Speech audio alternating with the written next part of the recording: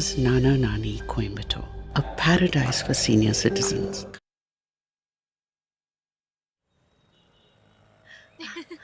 Hello Pallavi. நான் ஏதாவது குறுக்க வந்துட்டேனா? ஐயோ அதெல்லாம் இல்ல. உங்களை பார்த்து ரொம்ப சந்தோஷம். அம்மாவும் பொண்ணும் பலமா ஷாப்பிங் பண்ணிட்டு வரீங்க போல. எல்லாம் வாங்கியாச்சா? வாங்கியாச்சு. எங்க நேரா வீட்டுக்கா? இல்ல ஸ்ரீநிதி வீட்டுக்கு போறதா இருக்கும்.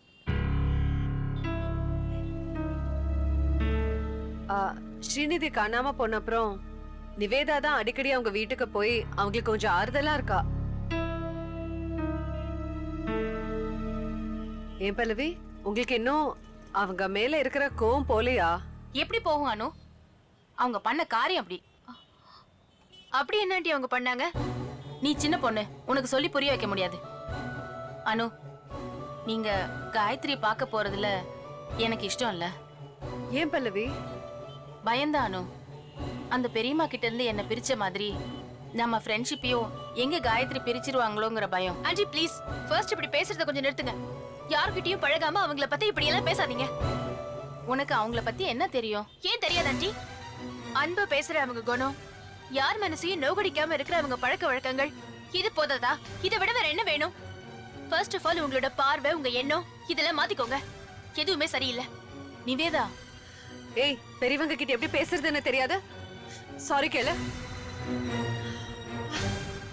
என்னடி சொல்ல சொல்ல நின்னுட்டு இருக்க? சாரி கேளு. சாரி. என்ன புரிஞ்சுக்கிட்டதுக்கு ரொம்ப தேங்க்ஸ் அனு.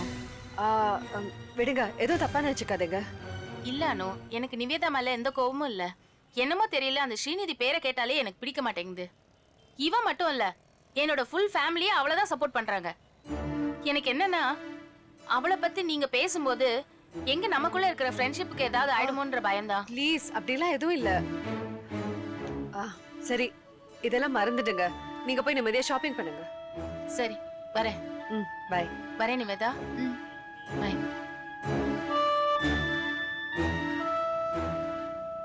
என்னடி இது? என்ன பேச்சு பேசுற?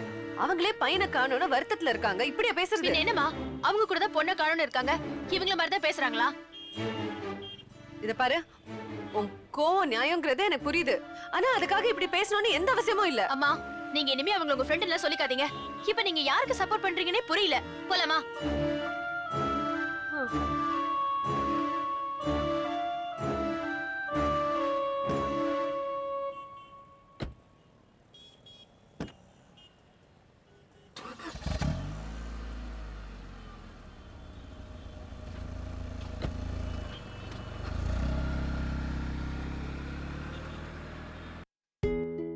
Good morning, sir. Good morning. Good morning.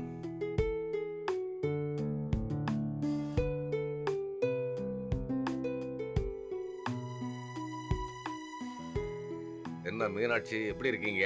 நல்லா இருக்கேன் சார். காலையில இருந்து மீனாட்சி ஒண்ணுமே சாப்பிடலன்னு கோமதி அம்மா சொன்னாங்க. ஏன், என்னாச்சு? டாக்டர், சொல்லுங்க. இன்னும் எவ்வளவு நாள் ஹாஸ்பிட்டல்ல இருக்கணும்? She is all right. Meenakshi இப்ப எவ்வளவோ குணமாயிட்டாங்க. இன்னும் 2 நாள்ல டிஸ்சார்ஜ் பண்ணிடலாம். Thank you doctor. ஓகே. மீனாட்சி வீட்டுக்கு போலாமா? மிஸ்டர் பாலு, டாக்டர், உங்க சொந்த ஊர் எதுன்னு சொன்னீங்க? மன்னார்குடி. மீனாட்சி அங்க அழைச்சிக்கிட்டு போங்க. பழைய நினைவுகள் திரும்பி வந்தா மீனாட்சி பூர்ண குணமடைய சான்ஸ் இருக்கு. அது வரைக்கும் மருந்து மாத்திரைகளை கண்டினியூ பண்ணுங்க. சரி டாக்டர். ஓகே. மீனாட்சி பழையபடி ஆனா அதுவே எனக்கு போதும் doctor. All the best. Thank you. Okay. ரொம்ப சந்தோஷம் டாக்டர். பாலு, மீனாட்சி டிஸ்சார்ஜ் ஆனதும் நீ மன்னார்குடிக்கு போய் செட்டில் ஆக போறல்ல? ஆமாமா, டாக்டர் சொன்ன மாதிரி கடைசி முயற்சியா மீனாட்சியை மன்னார்குடிக்கு அழைச்சிட்டு போய் பாக்குறேன். நானும் உன் கூட வரேன். தற்காலிகமாவா இல்ல நிரந்தரமா தங்க போறீங்களாமா? நிரந்தரமாவே தங்குறதுன்னு முடிவு பண்ணிட்டேன். ராஜாராமும் பொழப்ப தேடி சென்னைக்கு வந்தான். நான் அனுவுக்கும் அவ பிள்ளைங்களுக்கும் அனுசரணையா இருக்கணும்னு சென்னைக்கு வந்தேன். எப்ப நான் பல்லவிய பார்த்தனோ அப்பவே இங்க இருக்க கூடாதுன்னு முடிவு பண்ணிட்டேன். அம்மா, உங்க கோவம் நியாயமானதா கூட இருக்கலாம், இல்லைன்னு சொல்லல.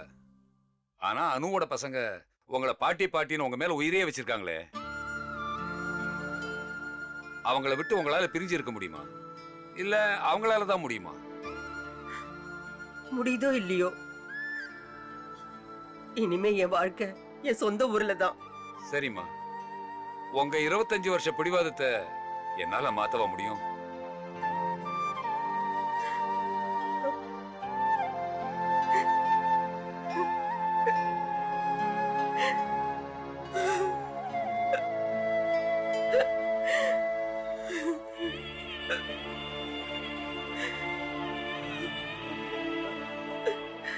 ஏம்மா அழறீங்க?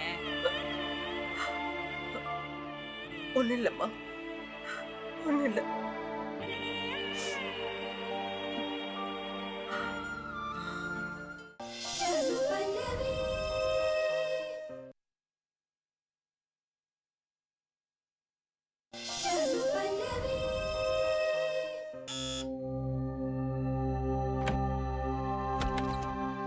வாங்கய்யா. என் மருமக எப்படி இருக்கா? எப்படி இருப்பா? வழக்கம் போலதான்.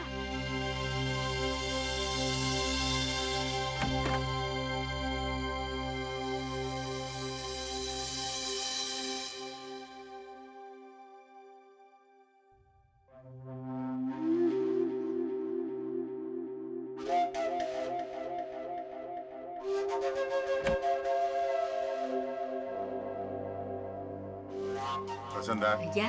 நான் ஸ்ரீநிதிட்ட கொஞ்சம் தனியா பேசணும். கொஞ்சம் வெளியே நிக்கிறியா? மருமகளே, ஸ்வீட் எடுத்துக்குமா. ஜிலேபிமா. சாரி, என்ன விசேஷம் சொல்லாமலே நான் உனக்கு ஸ்வீட் கொடுக்கறேன்ல, நான் ஒரு மடையம்மா. 2 குட் நியூஸ் இப்ப நான் உனக்கு சொல்ல போறேன். அதுக்கு தான் இந்த sweet. Good news number 1, Prem உன்னை கல்யாணம் பண்ணிக்கிறதுக்கு சம்மதிச்சிட்டான். குட் நியூஸ் நம்பர் 2, நான் இந்த கல்யாணத்தை 2 நாள்ல நடத்துறதுன்னு முடிவு பண்ணிட்டேன். என்ன இப்ப இந்த ஸ்வீட் எடுத்துக்கிறதுல உனக்கு ஒன்னும் ஆட்சேபம் இல்ல? நான் உங்களுக்கு ஒரு குட் நியூஸ் சொல்றேன். அதை கேட்டு நீங்க வாங்கிட்டு வந்த இந்த ஸ்வீட்ல ஒன்னு எடுத்து நீங்களே வாயில போட்டுக்குவீங்க. உங்க திட்டம் எதுவுமே பலிக்க போறது இல்ல. நீங்களும் உங்க கூட்டமும் மொத்தமா ஜெயிலுக்கு போக போறீங்க.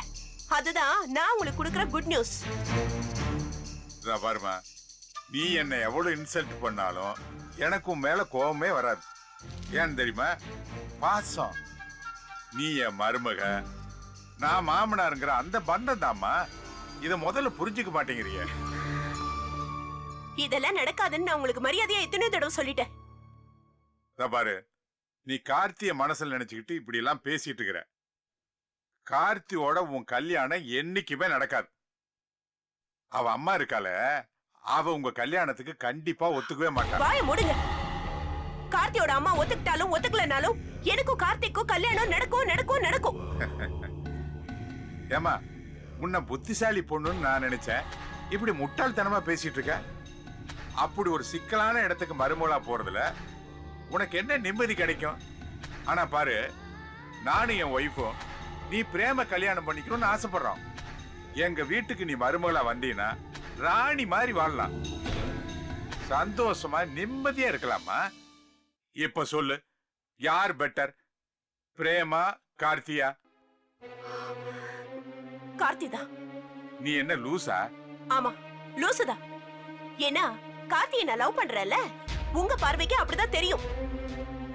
பிரேம கல்யாணம் பண்ணிக்கிட்டு ராணியா வாழறதை விட கார்த்தியை கல்யாணம் பண்ணிக்கிட்டு நான் வேலைக்காரியா வாழறதுக்கு கூட தயாரா இருக்கேன். தன்னோட வீட்டுல உன்னை வேலைக்காரியா வச்சுக்கிறது கூட பல்லவி சம்மதிக்க மாட்டாமா. கொஞ்சம் யோசிச்சு பாரு. கார்த்தி விட என் பையன் பிரேம் எந்த விதத்துல குறைச்சலானவன்? படிப்பு, பணம், அழகு, அந்தஸ்து எல்லாம் இவங்கிட்ட இருக்க. ஆனா பிரேம நான் காதலிக்கல. அம்மா, பிரேமை நீ இப்ப காதலிக்காம இருக்கலாம். ஆனா கல்யாணம் ஆயிட்டா அவன் பேர்ல ஆட்டோமேட்டிக்கா உனக்கு காதல் வரும். காதலிச்சு கல்யாணம் பண்றதை விட கல்யாணம் ஆனதுக்கு அப்புறம் புருஷனை காதலிக்கிறதா சக்சஸ்ஃபுல் மேரேஜ். தபார், இப்படி சாப்பிடுறத விட இப்படி சாப்பிடுறதாம ஈஸி. இது பாருங்க, இப்படி எல்லாம் சாமர்த்தியமா பேசி என் மனசை மாத்திட முடியும்னு நினைக்காதீங்க. இதுதான் உன் முடிவா? இல்ல, என் முடிவை இப்ப சொல்ல முடியாது. பிரேம வர சொல்லுங்க, அவர்கிட்ட நான் பேசிட்டு அதுக்கப்புறமா என் முடிவை சொல்றேன். அதுல ஒண்ணு கஷ்டம் இல்ல. ஆனா அது ஒரு சின்ன ப்ராப்ளம் இருக்குமா. எங்க குல வழக்கப்படி கல்யாணத்துக்கு முந்தி பொண்ணு மாப்பிளையும் பார்த்து கூடாதுமா. மனவரையில தான் அவங்க பாத்துக்க முடியும். அது சரி, நானும் பிரேமும் சந்திக்க கூடாதுங்கிறதுக்காக இப்படி ஒரு வழியை கண்டுபிடிச்சிருக்கீங்களா? இல்ல இல்ல இல்ல, நான் சொல்றதா உண்மை.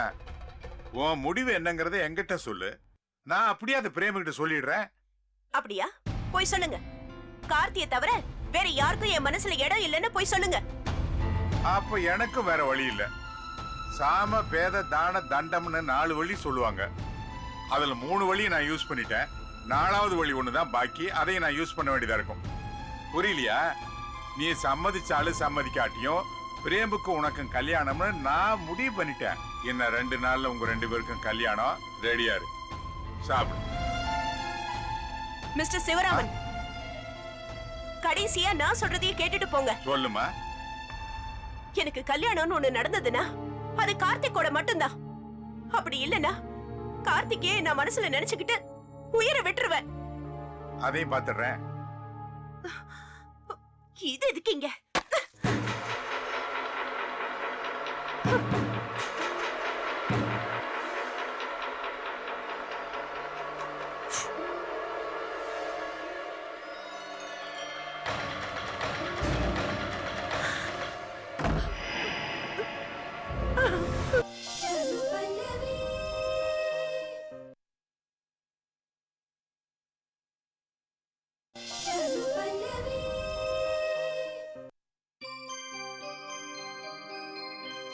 டேய் ஸ்ரீநாத், உனக்கு எதுக்குடா இந்த வேலையெல்லாம்? நான் ஒவ்வொன்றா செஞ்சுக்கிறேன், நீ போய் உன் வேலையை பார்ப்போ.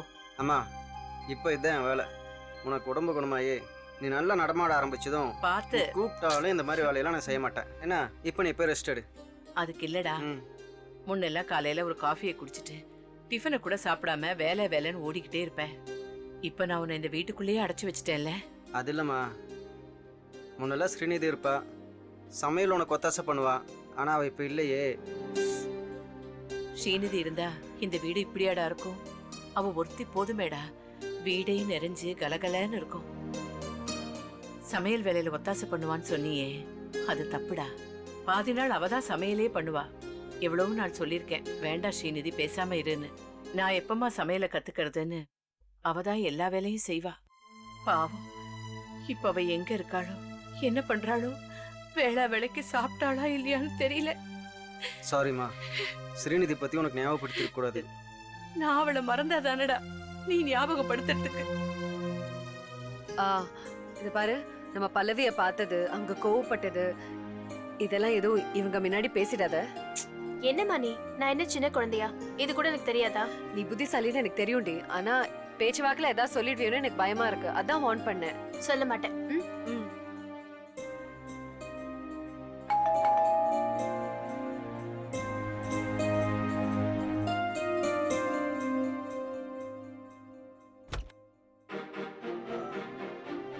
வாங்க, உள்ள வாங்க.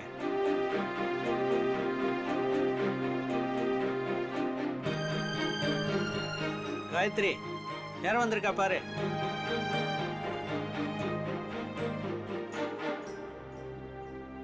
வாங்க அனு. வாமா. காயத்ரி, எப்படி இருக்கீங்க? இருக்கேன், உட்காருங்க. என்னங்க ஆண்டி? எதுக்குமா பரவாயில்ல இதெல்லாம்? ஆண்டி. உங்களை பார்த்து உங்க உடம்பெல்லாம் எப்படி இருக்குன்னு விசாரிச்சுட்டு போலான்னு தான் வந்தோம்.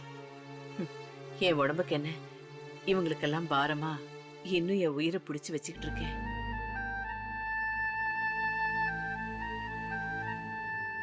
காயத்ரி, நீங்க அப்படிலாம் சொல்லக்கூடாது. ஏதோ போராத காலம். நீங்க மனசை தளர விடாதீங்க, எல்லாம் சரியாயிடும். அங்கிள், ஸ்ரீநிதியை பத்தி ஏதாவது இன்ஃபர்மேஷன் கிடைச்சதா? இல்லம்மா, இது வரைக்கும் இல்ல. ஆனா போலீஸ் தீவிரமா தேடிட்டு இருக்காங்க. ஸ்ரீநிதி கிடைக்கணும்னு நாங்களும் வேண்டாத தெய்வம் இல்லானோ, ஆனா அந்த தெய்வம் கூட கண்ணே திறக்க மாட்டேங்குது. நானும் ஸ்ரீநிதியோட ஃப்ரெண்ட்ஸ் எல்லாத்துக்கிட்டையும் கேட்டு பார்த்துட்டேன், யாருக்கும் எந்த விவரமும் தெரியல. ஸ்ரீநிதி காணாம போனப்ப போட்டிருந்த செயினை பிரேம்க்கு தெரிஞ்சவங்க கிட்ட யாரோ விற்க கொண்டு வந்திருக்காங்க.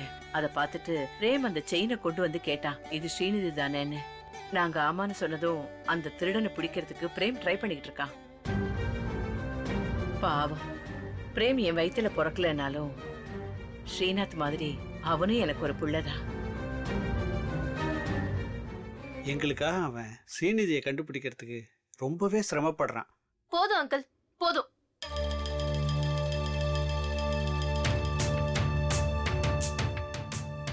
நீங்க எல்லாரும் பிரேம ரொம்ப நம்புறீங்க.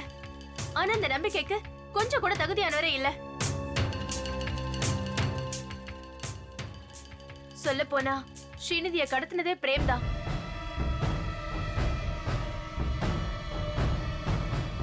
அவனை போய் எல்லாரும் நம்பிட்டு இருக்கீங்க. நிவேதா, பிரேம் என் பெஸ்ட் ஃப்ரெண்ட், பிசினஸ் பார்ட்னர். அவனை நம்பாம வேற யாரை நம்ப சொல்ற? நீ யார பத்தி சொல்றோன்னு தெரியாம சொல்றமா? பிரேம் அப்படிப்பட்டவ இல்லம்மா. ஏம்மா, நீ எதை மனசுல வச்சுக்கிட்டு இப்படி சொல்றேன்னு எனக்கு தெரியல. பழகின இது நாள் வரைக்கும் நாங்க நம்பிக்கை இழக்கிற மாதிரி எந்த காரியத்தையும் அவன் செய்யல. அவன் ஸ்ரீநிதியை தான் சொந்த தங்கச்சியா நினைச்சுதான் பழகிட்டு இருந்தான். நல்லா இருக்கு அங்கிள். நீங்க எல்லாரும் பிரேம ரொம்பவே நல்லா நம்பிட்டு இருக்கீங்க. இல்லம்மா, பிரேம் அப்படிப்பட்டவன் இல்ல. நீ நினைக்கிற மாதிரி அவன் கெட்டவன் இல்லம்மா. இது பாரு நிவேதா, இவ்வளவு நாளா அவன்கிட்ட பழகுற. அவன் குணம் என்னன்னு எனக்கு தெரியாதா? சொல்லப்போனா ஸ்ரீநிதியை கண்டுபிடிக்க அவன் எவ்வளவு கஷ்டப்படுறான்னு எனக்கு தான் தெரியும். இது எப்படி இருக்கு தெரியுமா? திருடனே திருடன் திருடன் சத்தம் போடுற மாதிரி இருக்கு. இங்க பாருங்க, பிரேம் பண்ணிட்டு இருக்கிற வேலை எல்லாமே எனக்கு நல்லா தெரியும். ஸ்ரீநிதியை கடத்துறது பிரேம் தான், பிரேம் தான், பிரேம் தான்.